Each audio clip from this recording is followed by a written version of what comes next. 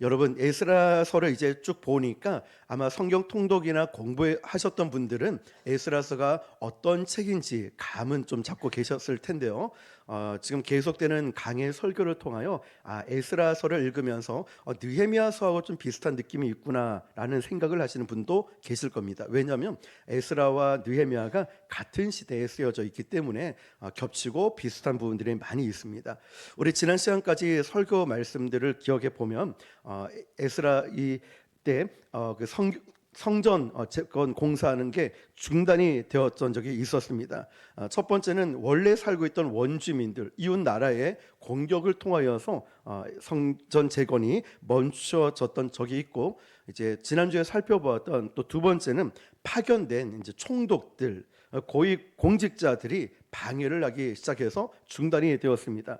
야, 너희들 이 공사 누구 마음대로 하고 있는 거냐라고 그러죠.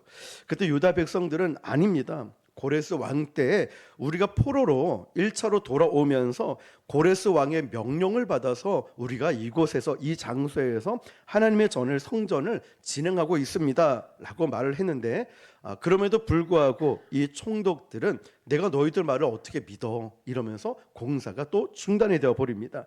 자, 일단 너 기다려봐. 우리가 지금 왕에게 상소문을 올려가지고 그 답을 받을 때까지 너희들은 중단해.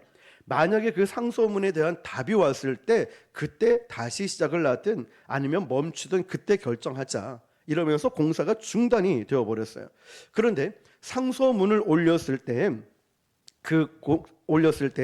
그 내용은 정말 이 공사가 그 전년 왕이었던 고레스 왕 때에 내려진 명령이 맞습니까? 라고 올렸는데 세월이 많이 지나 있단 말이에요. 그러면 그 내용들을 어디서 알 수 있을까 봤더니 이제 왕들의 보물 창고가 있던 그곳에서 찾아봤는데 먼지가 수두룩히 쌓여 있던 행정명령의 두루마리를 하나 딱 발견하게 됩니다. 그 두루마리를 발견하고 나니까 고레스 왕 때에 정말 이 백성들을 돌려보내면서 어떻게 성전을 지으라는 명령이 기록되어 있고, 그것뿐만 아니라 거기에 소용되는 모든 재정적 부담도 페르시아 정부에서 부담해야 됩니다 라는 명령이 있다는 거예요. 그래서 이 답변이 보내온 겁니다. 자, 에스라 6장 13절입니다 시작. 다리오 왕의 조서가 내림에 유브라데 강 건너편 총독 다뜨네와 스달보스네와 그들의 동관들이 신속히 준행하니라. 아멘. 자, 상소문이 올라갔고 이제 유다 백성들은 공사가 중단된 채 그 답이 오기만을 기다리고 있습니다. 근데 이 답이 도대체 언제 올지 알 수가 없는 거예요. 답장이 오더라도 아니 그 행정적인 문서를 못 찾았어 이러면 이게 공사가 다시 재건할 수 있는 건지 아니면 멈춰질 건지 알 수가 없는 거예요. 그러니까 유다 백성들의 입장에서는 할 수 있는 게 뭐가 있을까요? 기다리는 것밖에는 할 수 있는 게 아무것도 없었다는 거죠. 그런데 우리가 살다 보면 우리 역시도 내 손 밖을 떠난 일들이 너무너무 많습니다. 내가 이렇게 해야 되나 저렇게 해야 되나 알지 못하고 그냥 외부의 어떤 결정만을 하염없이 기다리는 경우들이 너무나 많이 있다는 거죠. 하나님께서 침묵하시는 것 같아요. 내 기도에 응답 안 해주시는 것 같아요. 하나님 왜 일을 안 하십니까? 왜 이런 변화와 이런 역사들이 나타나지 않습니까? 라는 마음이죠. 그런데 성경을 보니까 과연 하나님께서 아무것도 안 하고 멈춰 손 놓고 계실까요? 아니라는 것입니다. 내가 아무것도 할 수 없는 그 시간에도 하나님은 여전히 일하고 계셨고, 역사의 주관자로서 하나님은 세상을 경영하고 통치하고 운영하고 계셨습니다. 여러분 이 사실을 믿으시길 바랍니다. 내가 알지 못한다고, 내가 아무것도 할 수 없다고, 하나님이 침묵하시는 것 같다고 모든 것이 멈춰지는 것이 아니라 그 순간에도 하나님은 여전히 일하고 계십니다. 그걸 기다리지 못할 때가 많아요, 우리가. 그러다 보니까 내 스스로 무엇을 하려다 보니 일을 그르칠 때가 있고, 사람의 얄팍한 수단과 방법을 통하여서 자꾸만 누구 한번 찾아가 볼까? 저 사람을 찾아가 볼까? 아니 이렇게 하면 되지는 않을까? 한번 부탁이라도 좀 해볼까? 인간적인 마음을, 방법을 구할 때가 많이 있었다는 거예요. 그런데 오늘 이 말씀을 통하여서 우리가 알 수 있는 건 하나님의 시간표는요, 하나님의 시간은 막 급격하게 폭포수가 났듯이 그렇게 운영하지 않고요, 굉장히 눈에 띄지 않고 것 같아 보이지만 예수님께서 이 땅에 오신 과정을, 역사를 한번 보십시오. 수천 년이 걸려서 이것을 십자가의 구원 사건을 이루시지 않습니까?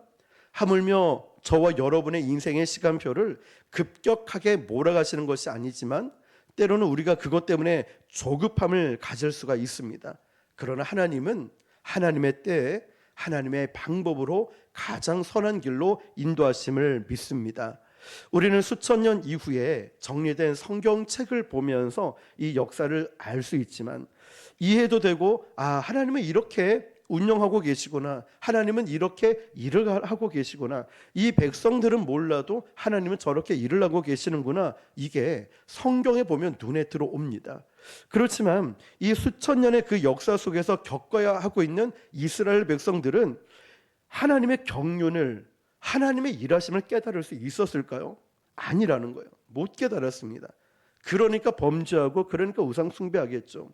우리도 마찬가지예요. 그 하나님의 역사를, 내 인생에 대한 역사를 내가 전체를 알 수 있을까요? 저는 잘 모를 것 같아요. 이 잘 알 수가 없는 일들이 너무나 많이 일어나는 거죠. 프랑스의 파리에 가면은 철탑으로 세워진 300m가 넘어가는 에펠탑 아시죠, 여러분? 1800년도 중반에 세워졌습니다. 그런데 이때 이 에펠탑을 세울 때 거기 프랑스 시내에 있는 모든 시민들이, 파리 시민들이 결사적으로 반대를 했답니다.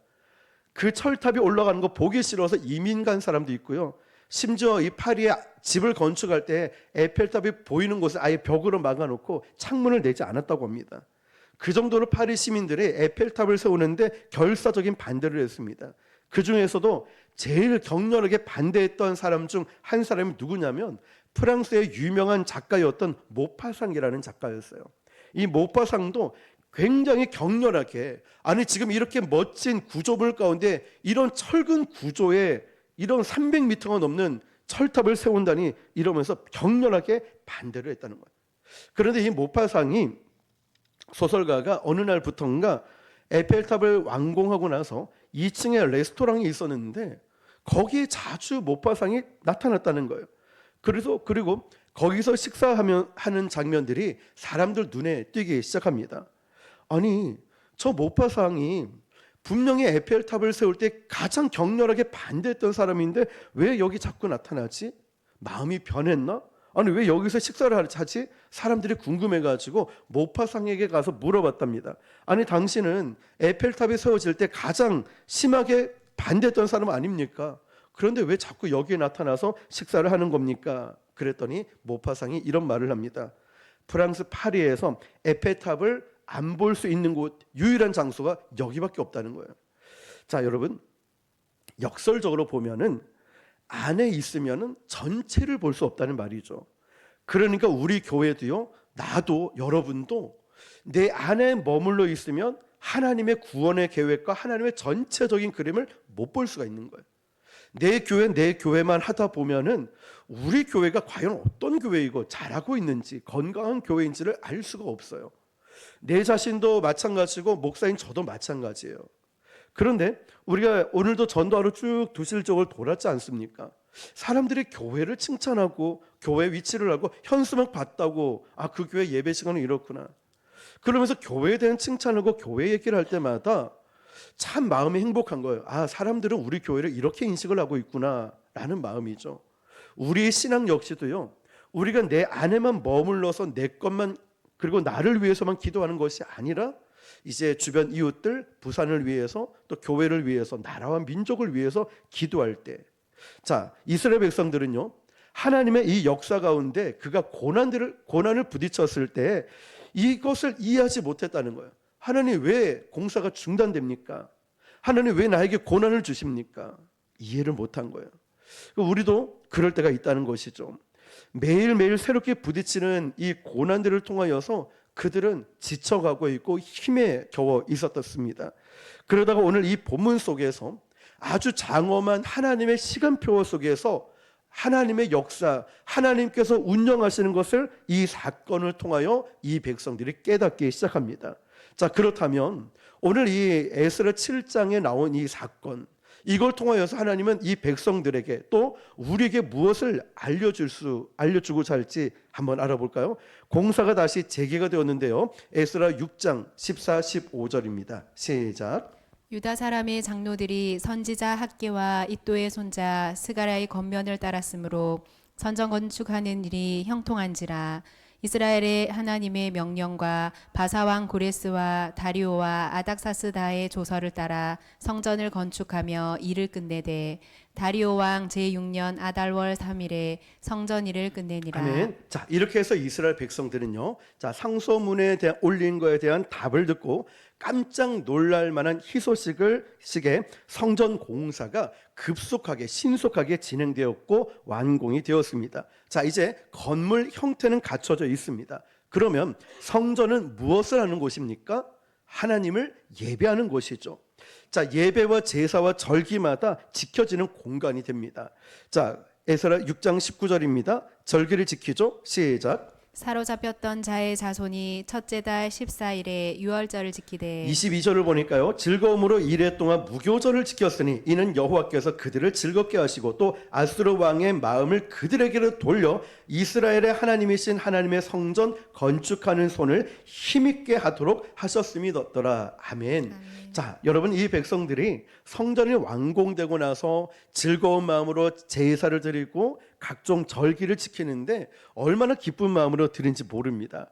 자, 예배가 회복됐다는 거죠. 이제는 뭐 더 이상 손댈 것 없이 이보다 좋을 수는 없다라는 거예요. 방해도 있었고 공사가 중단되기도 했지만 이제 너무너무 성전이 아름답게 완공이 됐고 그 안에서 예배가 회복이 되고 있다는 거죠. 자, 그런데 이제 7장으로 오늘 본문으로 넘어가면 또 왕이 바뀝니다. 1절입니다. 시작. 이일 후에 바사왕 아닥사스다가 왕위에 있을 때에 에스라라 하는 자가 있으니라. 그는 스가랴의 아들이요 아사랴의 손자요 힐기야의 증손이요. 아멘. 자, 여러분 한번 기억을 더듬어 보시면 분명히 이 이스라엘 백성들 1차로 총 3차 귀환을 했거든요. 1차 귀환할 때 보낼 때 왕의 이름을 기억하십니까? 고짜입니다. 예, 고레스 왕이었어요. 그런데 이제 또 1차 귀환하고 성전 재건을 하다가 중단되었고 왕이 바뀌었어요. 두 번째 왕은 다시입니다. 누굴까요? 예, 다리오 왕이었어요. 잘 아시네요. 그런데 지금 이 세 번째 왕이 또 등장을 합니다. 이름이 뭐냐면 아시네요? 이름이 아닥사스 왕이에요. 자, 그러면 여러분 조사를 내린 공사를 재건하고 그리고 이게 다 완공이 되었는데 오늘 7장에 넘어와 보니까 아닥사스 왕이 됐다는 거예요. 그러면 6장과 7장 사이에 뭐가 있냐면 간격이 벌어져 있다는 거예요. 자, 그러니까 6장에서 7장을 넘어가면서 간격이 몇 년이 되냐면 자그마치 60년이나 된 거예요. 아주 긴 시간이죠. 자, 여러분, 우리가 10년이 지나면 강산도 변한다고 하죠. 그런데 60년이면 얼마나 세상이 많이 바뀌었겠습니까? 저는 아직 60년을 살아보지 못해서 지금 뭐 10년 전만 해도 제 사진을 보니까 머리카락도 풍성하고 살도 빠져 있는데 이것만 봐도 제 자신이 이렇게 많이 바뀌었는데 세월은 또 어떻게 하겠습니까? 그 상소문에 답이 왔는데요. 공사가 재건되고 성전이 건축되고 봉헌되고 제사가 회복된 게 총 60년이 됐다는 거예요. 60년이 흘렀어요. 그런데 이 7장이 왜 중요하냐면 이제부터 2차 포로 귀환이 이루어집니다. 총 몇 차례라고 했죠? 3차례였습니다. 이 2차로 포로들이 귀환해서 돌아오는데 두 번째 귀환이 이루어지는데요. 그 왕이 바뀌어서 아닥사스다 왕이었습니다. 그런데 이때 이스라엘 백성들 앞에 그의 리더가 누구였냐면 우리가 5장 6장에 봤을 때 성전 재건할 때 그 선지자들 2명 혹시 기억하십니까? 학계 선지자와 스가랴 선지자가 있었어요. 그들은 말씀으로 그들 백성들을 돕고 말씀을 가르쳤고, 그런데 오늘 7장에 나오면 또 새로운 선지자 누구냐면 스가랴가 등장을 합니다. 1절을 보니까요, 이일 후에 바사왕 아닥사스다가 왕위에 있을 때 스가랴가 아니고 에스라 하는 선지자가 있으니라. 그는 스가랴의 아들이요 아사랴의 손자요 힐기야의 증손이요 라고 합니다. 자, 누가 등장을 하지요? 이제 에스라라 하는 자가 등장을 합니다. 자, 그래서 에스라는 굉장히 중요한 인물이 됩니다. 그리고 근데 이 사람을 대해서 아직도 정체가 분명하지 않아서 누군지는 잘 모르는데 1절을 자세히 보니까 이 사람의 혈통과 신분이 고스란히 소개가 되는데요. 한 번 더 보시면 그는 스가랴의 아들이요 이사랴의 손자요 힐기야의 증손이요. 2절 살룸의 현손이요 사독의 5대 손이요 아히두베의 6대 손이요. 자, 여기 사독이라는 인물을 보면은 이제 뭔가 추론을 해 나갈 수 있는데요. 사도는 다윗 왕 때에 대제사장 역할을 했던 제사장 집안이었습니다. 제사장의 집안을 쭉 차고 올라가면은 누가 나와야 되냐면 아론이 나와야 됩니다. 자, 5절을 한번 볼까요? 같이 시작. 아비수아의 13대 손이요 비느하스의 14대 손이요 엘라살의 15대 손이요 대제사장 아론의 아론의 16대 16대 손이라 손이라. 하면 자, 아론이 나왔죠. 에스라는 제사장 집안의 혈통이고 또 그것도 대제사장 집안의 혈통이었습니다. 그런데 이 사람의 정체성이 여기서 설명이 끝나는 것이 아니라 중요한 설명이 6절에 이렇게 나옵니다. 이 에스라가 바벨론에서 올라왔으니 그는 이스라엘 하나님 여호와께서 주신 모세의 율법에 익숙한 뭐라고요? 학자라고 했어요. 학자. 여기까지 한번 볼까요? 그러니까 에스라는 어떤 사람이냐면 그 대제사장의 혈통인데다가 뭐에 능통한 사람이었냐면 여호와의 율법에 능통한 학자였다는 것입니다. 말씀에 능숙한 익숙한 자였습니다. 자, 그러면 우리가 여기에서 같이 생각해 볼 과제가 하나 있습니다. 잘 보세요. 6장과 7장 사이에 갭이 있죠. 몇 년 일했죠? 60년이었습니다. 60년 동안 하나님께서는 이제 예루살렘에 2차로 포로를 귀환을 시켰습니다. 그때 리더를 지도자를 누구를 보냈냐면 말씀에 형통한 말씀을 잘 가르치는 학자 누구요? 에스라를 보냈다는 거예요. 그러면 하나님의 섭리의 손길 가운데 가만히 우리가 생각을 해보면 이 이스라엘 땅에 문제가 일어났다는 것을 짐작을 할 수 있어요. 60년이 지나는 동안에 그 문제를 성경 기자가 어떻게 이야기하냐면 조금 몇 장 넘어서 에스라 9장 1절을 보니까요. 이 일 후에 방백들이 내게 나와 이르되 이스라엘 백성과 제사장들과 레위 사람들이 이 땅 백성들에게서 떠나지 아니하고, 기억하십시오. 백성들에게서 떠나지 않고 가나안 사람들과 헷 사람들과 브리스 사람과 여부스 사람과 암몬 사람들과 모압 사람들과 애굽 사람들과 아모리 사람들의 가증한 일을 행하여. 자, 두 가지 포인트가 있습니다. 그러니까 지금 이 백성들은 가나안 사람들과 그냥 죽이 맞아가지고 같이 교제하고 같이 연애도 하고 같이 결혼도 하고 섞여 살았다는 거예요. 가증한 일이 무슨 말이냐면 우상 숭배를 했다는 거예요. 하나님께서 가장 싫어하시는 이방인들과 결혼하고 혼인했다는 것은 아시죠, 여러분? 그들이 이방 신을 믿고 있는 걸 인정하고 데려왔다는 거예요. 여호와 하나님과 같이 여겼다는 거예요. 종교다원주의죠. 혼합주의가 이 이스라엘 백성들 안에서 이루어졌다는 거예요. 다시 한번 보세요. 백성들에게서 떠나지 않았다는 것은 좋아가지고 그냥 이방인들과 함께 붙어 있었고, 가증한 일을 행했다는 건 그들이 섬기고 있는 우상 숭배를 같이 섬기고 있다는 거예요. 자, 여러분, 그리고 이어지는 2절 보니까 그들의 딸을 맞이하여 아내와 며느리로 삼아 거룩한 자손이 그 지방 사람들과 서로 섞이게 하는데 방백들과 고관들이 이 죄에 더욱 으뜸이 되었다 하는지라. 노란색만 같이 읽어볼게요. 시작. 방백들과 고관들이 이 죄에 더욱 으뜸이 되었다. 여러분, 정말 우리가, 저도 그렇고 이 부분에 회개해야 될 부분들인 거예요. 뭐냐면 이들은 지도자입니다. 영적 지도자인 거예요. 교회로 말하면 목사인 저가 될 수 있고요. 여러분 리더십을 가진 여러분인 거예요. 이 방백들과 고관들이 죄에 더욱 어떻게 했다고요? 으뜸이 됐다는 거예요. 하나님 말씀을 가르치고 기도하고 헌신하고 섬기는 일에 으뜸이 아니라 죄에 더욱 앞장서고 있었다는 거예요. 더 앞장서서 죄를 짓고 있더란 말이에요. 몇 년 동안? 60년이 흐르는 동안에 이들이 등 따시고 먹고 살기 좋아지니까, 공격이 없으니까 과거의 악한 행습들을 그들이 그것 때문에 바벨론 포로가 되었고 페르시아로 바뀌면서 거기에 포로로 있음에도 그들은 그 죄를 잊어버린 채, 우상 숭배를 잊어버린 채 그들이 가증한 일을 하고 있는 거예요. 먹고 살기 좋으니까, 문제가 없으니까. 영적 리더십을 가진 지도자들이 타락의 으뜸이 된 거예요. 저를 비롯해서 우리 모두가 리더로 있는 분들 말이죠. 그래서 예수 믿는 사람들이 더해 저 예수 믿는 사람들 좀 봐. 이런 말 더 나쁘더라. 이런 말도 듣기도 하지요. 교회에서는 거룩한 말을 하고 믿음이 좋은 척하면서 밖에 나가서는 세상 사람들과 구분이 되지 않는 일들 말입니다. 생각해 보면 시대의 타락은 교회에서부터 시작이 되었던 것 같아요. 왜냐하면 교회는 그 시대의 기준이거든요.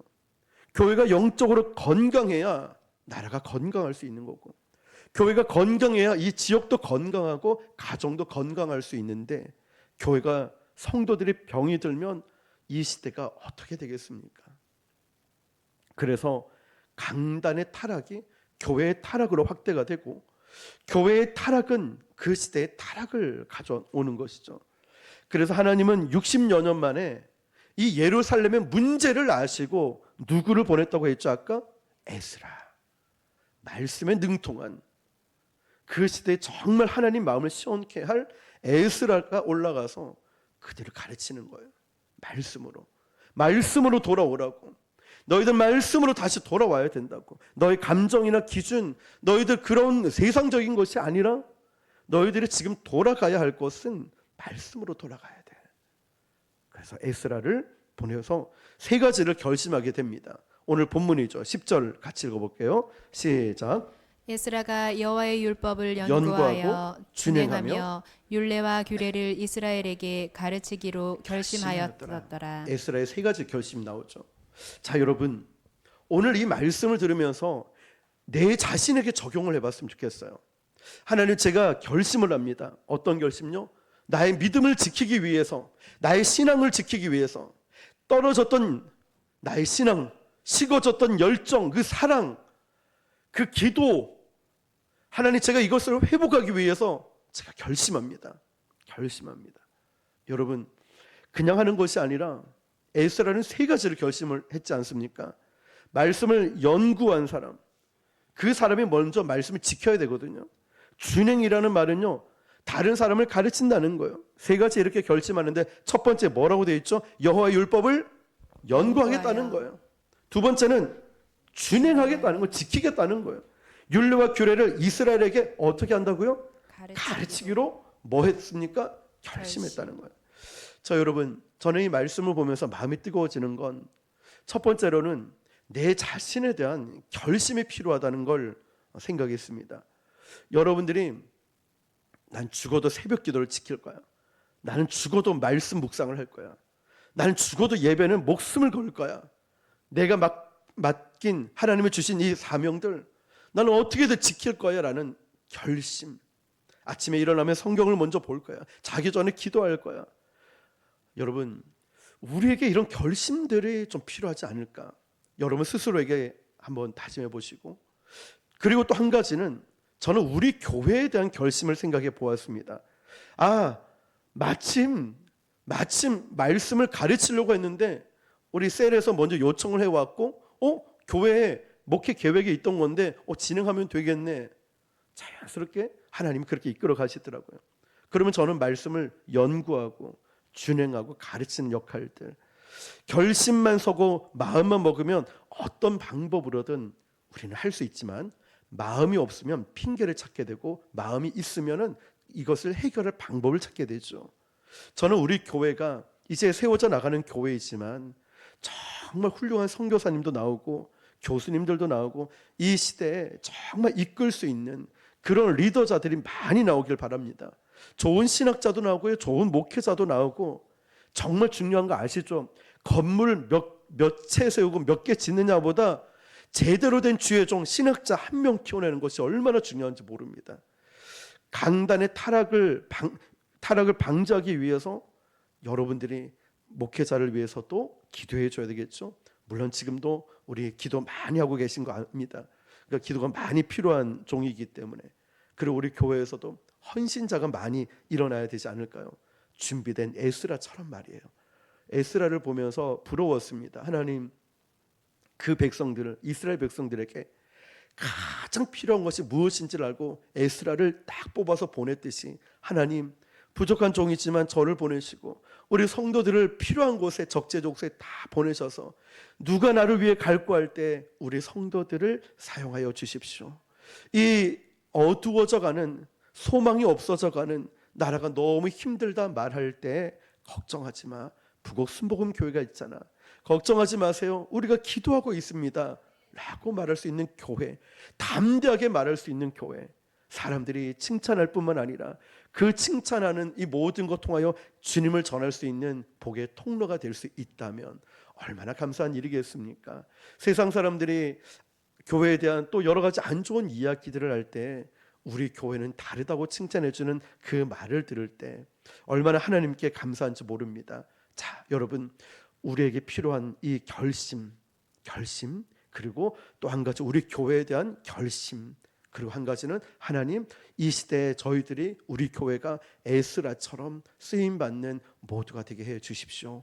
그렇게 쓰임받기를 주님의 이름으로 축원합니다. 기도하겠습니다.